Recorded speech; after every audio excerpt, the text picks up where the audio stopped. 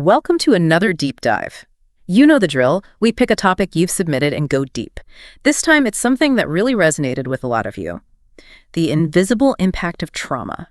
I have to say, I'm really curious to explore this one, especially after seeing the interview you guys shared with trauma expert Dr. Paul Conti from the Diary of a CEO YouTube channel. You know, I have a feeling this isn't just going to be about those big, obvious traumas, but those everyday things that can kind of sneakily leave their mark.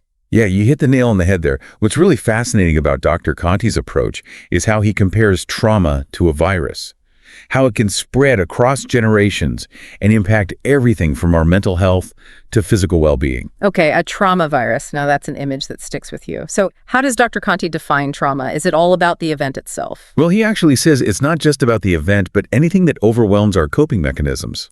It's not just the initial shock, but the lasting changes it kind of carves into our brains. So it's not so much about how strong you are, but about whether the experience is just too much for you to handle at that point, no matter what it is. Exactly. And this is where things get really interesting. He talks about how immigrants, when they're integrating into a new society, actually experience higher rates of schizophrenia. And he suggests that it could be due to the stress of being other, of feeling different. Wait, so just feeling different, not even direct discrimination, can be a form of trauma? That's what Dr. Conti is saying. Yeah, he calls it chronic trauma, this kind of drip, drip, drip that wears us down over time, as opposed to acute trauma, which is more like a sudden accident or a one-time event. He seems to be saying that even these subtle, ongoing stressors can have a real biological impact. It makes you wonder what we're all carrying around without even realizing it. So we've got acute, we've got chronic. Are there other types? There's also vicarious trauma, which is essentially absorbing trauma through empathy. You know, like when you're deeply affected by another person's suffering. This is especially relevant for people in caregiving professions, but anyone who's deeply empathetic can experience it. So even if I haven't personally experienced something traumatic, I could still be impacted by witnessing it or even just hearing about it. Exactly. And Dr. Conti's point is that all three types, regardless of how we experience them, can have very similar effects on the brain. And he really challenges that common idea that what doesn't kill us makes us stronger. Oh yeah, I've heard that saying my whole life. So what does he suggest instead? He proposes something called the multiple hit hypothesis. And it suggests that previous traumas actually make us more susceptible to the effects of future ones. It's like each time our resilience takes a hit, leaving us more vulnerable. You know, that's interesting. I'm the youngest of four, and we all grew up in the same environment, but I always felt the trauma of, being the only Black family in a white area way more intensely than my older siblings. That really speaks to how much our individual personalities and experiences influence how we process the same events. Mm-hmm. Like there's still so much we don't understand about individual susceptibility. It makes sense, though, doesn't it? Like each experience builds upon the last, making it harder and harder to bounce back, this trauma virus thing. It's really making me rethink things. And there's another layer to this that Dr. Conti talks about. It's called epigenetics. Okay, I've heard of that, but I'll be honest, it's always seemed a bit over my head. Can you break it down for us? Basically, it's the study of how our life experiences can actually switch certain genes on or off. It's like this, our DNA is the hardware, but epigenetics is the software that determines how that hardware runs.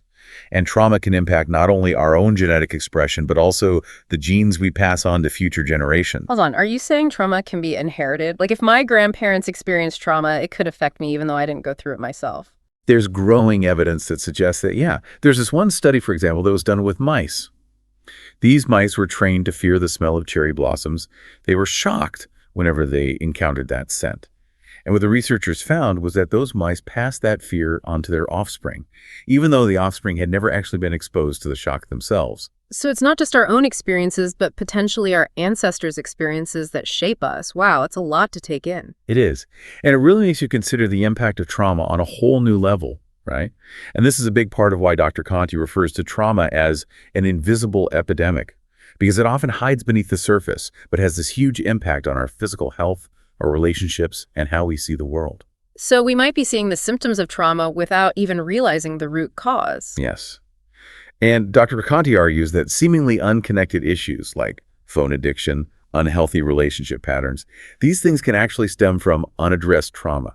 He really encourages us to be more curious, to dig deeper and ask, why am I behaving this way? That resonates with me. I've definitely had those moments where I'm stuck in a pattern and I can't seem to break free. Well, Dr. Conti has this powerful quote: "Trauma promotes pain, pain increases suffering, and suffering makes us desperate to soothe our pain, whatever form it takes." And I think it highlights how we can turn to unhealthy coping mechanisms to numb the pain without actually addressing the underlying trauma. That's a great point. We've talked about the impact of trauma on our minds and bodies, but what about emotions? Where do they fit into all of this? Well, Dr. Conti dives into the role of shame, which he describes as a powerful, often subconscious response to trauma. It can lead to self-sabotage and keep us trapped in these cycles of pain. Shame, yeah, that's a heavy one. Why would trauma trigger shame? He uses this analogy of our ancestors. Back then, shame acted as a survival mechanism. It stopped us from repeating behaviors that could get us kicked out of the tribe. So shame helped to keep us safe back then, but I guess in today's world it can actually backfire on us. Exactly. Shame can become misplaced, leading us to blame ourselves for things that aren't our fault. And it can also prevent us from seeking the help and support that we need. It makes me think of the limbic system, that emotional center of the brain. Does Dr. Conti talk about that? He does. He explains how the limbic system, especially when shame is involved, can actually override logic when it comes to processing trauma. So even if we logically know something is wrong, our emotions can lead us to make decisions that aren't in our best interest. Right. And he observed that people often repeat unhealthy relationship patterns in an attempt to gain control over past trauma, even if they know, logically, that those patterns are harmful. It's like we're trying to heal these old wounds, even if it means repeating the same mistakes over and over. Precisely. And this ties back to something we touched on earlier, those cognitive blind spots. Trauma can create these false beliefs about ourselves or the world that shape our decisions and behaviors without us even realizing it. Could you give an example of what that would look like in real life? Imagine a child whose father left at a young age. They might develop this belief that men don't love me. And that belief, even if it's untrue, can impact their relationships for years to come. Wow, that's a powerful example. So these blind spots are like this distorted lens, shaping how we see everything. It makes you wonder what blind spots we might be carrying without even realizing it. Exactly. And that's why it's so crucial to understand how trauma works. Yeah. So we can identify these patterns and start to change them. But that raises the question, can trauma really be healed after all of this? It can feel pretty daunting. That's what I'm wondering, too. Stay tuned. We'll explore that very question in part 2 of this deep dive. So can trauma be healed? I mean, after hearing all of that, it feels like a pretty big question. Well, Dr. Conti definitely seems to believe in the power of knowledge and understanding as a path to overcoming trauma. So it's not about forgetting the trauma or pretending it didn't happen, but more about changing how we relate to it. Exactly. Like, the memories themselves might always be there, but the intensity of our reaction to them can lessen. And that's where therapy, self-reflection, developing those healthier coping mechanisms, all of that comes in. He really emphasizes, too, the importance of rewriting our internal narratives and challenging those deep-seated beliefs that we formed because of the trauma. It is encouraging to know that healing is possible, even if it's a process. Now, Dr. Conti obviously works with people one-on-one, but does he address the idea of healing from trauma on a larger scale? Because it feels like something so widespread. He does. In fact, he calls it an invisible epidemic, because it often hides beneath the surface but impacts so many areas of life. And his argument is that we're missing the signs of trauma in others because we're so caught up in our own struggles. It's like we're all wearing masks, hiding our pain, and we forget to actually look beyond the surface. So how do we start to see those signs? Like, what should we be looking for? He challenges us to be more observant. Notice those subtle behavioral shifts, the withdrawn glances, the sudden outbursts.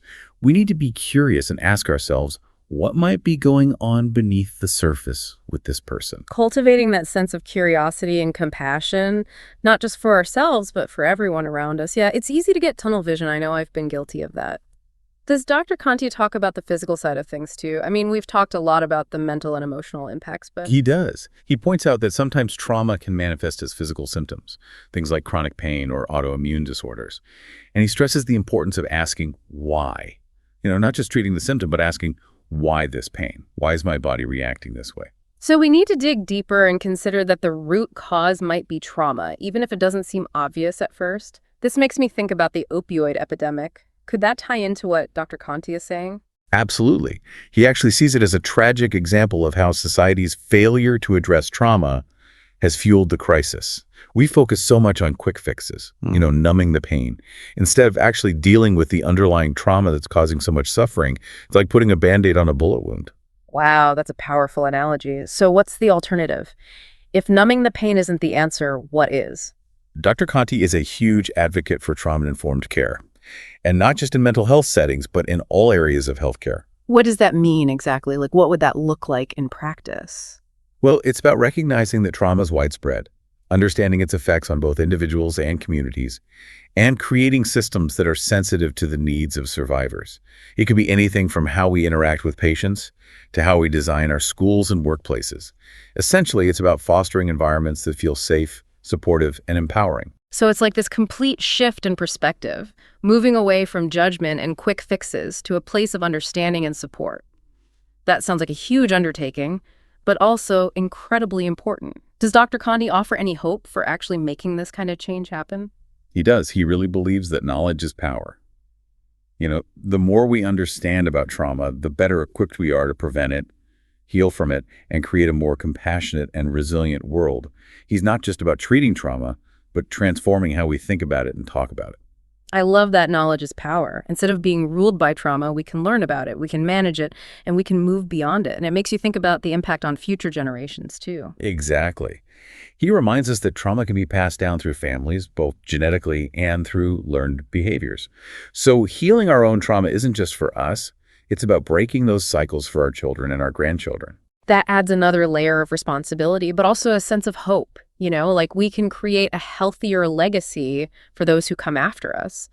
Feels like we're moving from a sense of individual responsibility to a collective one. Do you think that's what Dr. Conti is getting at? I think so. He reminds us that we're all interconnected and our actions have this ripple effect. It's like he's issuing a call to action. We all have a role to play in creating a world where trauma is less prevalent, less stigmatized, and more effectively addressed. So where do we start? What can we do as individuals to actually be a part of that change? I think it starts with awareness, with understanding, challenging our own biases and assumptions. We can advocate for trauma-informed care, support survivors, and just generally create environments where everyone feels safe and valued. It can feel overwhelming to think about tackling such a big issue, though. Where do we find the hope and energy to keep going? Well, Dr. Conti's work in itself is like a beacon of hope. He shows us that healing is possible, both individually and collectively. And he reminds us that we're not alone, that there's strength in vulnerability, and that together we can create a world where trauma doesn't have to define us. That's a powerful message. It feels like we're moving from a place of despair to a place of empowerment. And he leaves us with this challenge. Reflect on your own experiences. Acknowledge the impact of trauma in your own life, and then consider how you can use that knowledge and compassion to make a difference. Step out of our comfort zones, challenge the status quo, and be the change. It's so inspiring to hear such a hopeful message in the midst of such a challenging topic. And he also reminds us that even small acts of kindness and understanding can have a profound impact.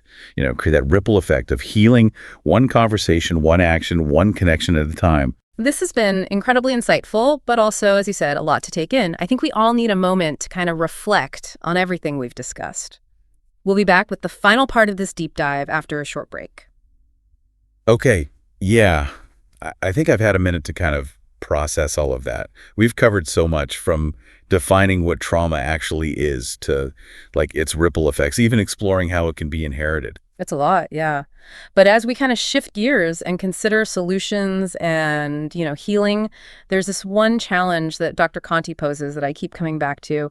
He asks, what would you have done differently with a deeper understanding of trauma? Whoa, that is a powerful question to consider. And not just theoretically, but actually in our own lives. Right. It really invites us to examine our past choices, our reactions in those really challenging situations, even how we've shown up in our relationships.